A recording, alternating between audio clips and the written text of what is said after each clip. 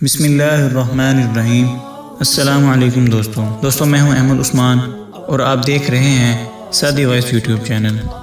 دوستوں آج کی ویڈیو میں ہم بات کریں گے لیلۃ القدر کے حوالے سے۔ لیلۃ القدر کے لغوی معنی ہمت والی رات اور قوت والی رات ہے۔ قدر کے معنی ہیں فضیلت اور برکت والی رات جو کہ 1000 مہینوں سے بہتر ہے۔ دوستوں لیلۃ القدر کی مبارک رات رمضان المبارک کے آخری عشرہ کے 21ویں، 23ویں، 25ویں، 27ویں اور 29ویں راتوں میں تلاش کی جاتی ہے۔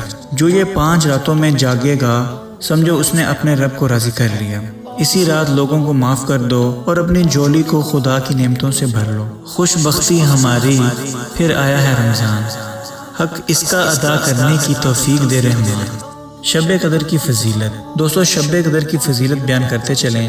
اسلامی مہینے رمضان المبارک کے آخری عشرہ کی راتوں میں سے ایک رات جس کے بارے میں قرآن کریم میں سورۃ القدر بھی ہے، اس کے بارے میں ارشاد ڈالا ہے اِنَّا أَنزَلْنَاهُ فِي لَيْلَةِ الْقَدْرِ لَيْلَةُ الْقَدْرِ خَيْرٌ مِّنْ أَلْفِ شَهْرٍ تَنَزَّلُ الْمَلَائِكَةُ وَالرُّوحُ فِيهَا بِإِذْنِ رَبِّهِم مِّن كُلِّ أَمْرٍ سَلَامٌ هِيَ حَتَّىٰ مَطْلَعِ الْفَجْرِ۔ دوستو اللہ تعالیٰ قرآن مجید میں فرماتا ہے بے شک ہم نے اس قرآن کو شب قدر میں اتارا اور تم نے کیا جانا ہے کیا شب قدر؟ شب قدر 1000 مہینوں سے بہتر ہے۔ اس میں فرشتے اور جبرائیل علیہ السلام اترتے ہیں اپنے رب کے حکم سے ہر کام کے لیے، وہ سلامتی ہے صبح چمکنے تک۔ دوستو فرمان رسول صلی اللہ علیہ وسلم بیان کرتے چلیں۔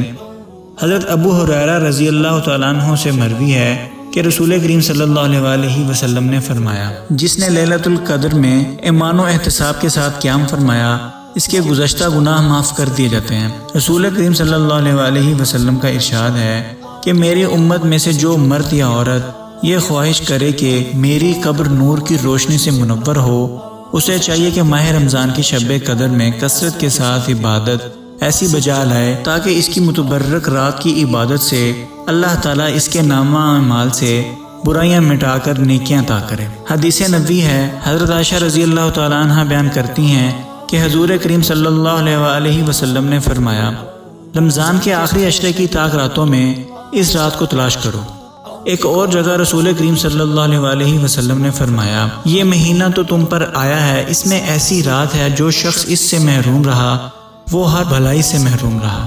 اس رات کی سعادت سے صرف بد نصیب ہی محروم کیا جا سکتا ہے۔ دوستو حدیث میں فرمایا گیا ہے کہ حضرت عائشہ رضی اللہ تعالیٰ عنہ نے فرمایا کہ میں نے رسول کریم صلی اللہ علیہ وسلم سے پوچھا اگر مجھے شب قدر مل جائے تو میں کیا دعا کروں؟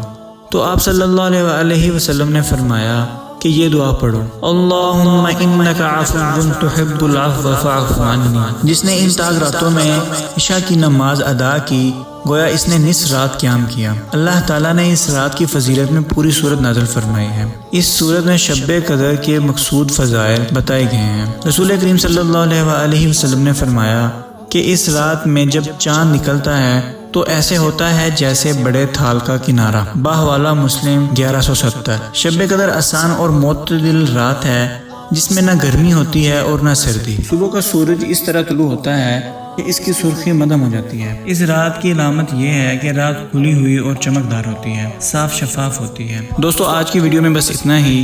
اگر آپ کو ہماری ویڈیو اچھی لگی ہو تو پلیز اس کو شیئر کیجئے، لائک کیجئے اور ہمارے چینل کو سبسکرائب ضرور کیجئے۔ بہت شکریہ، جزاک اللہ۔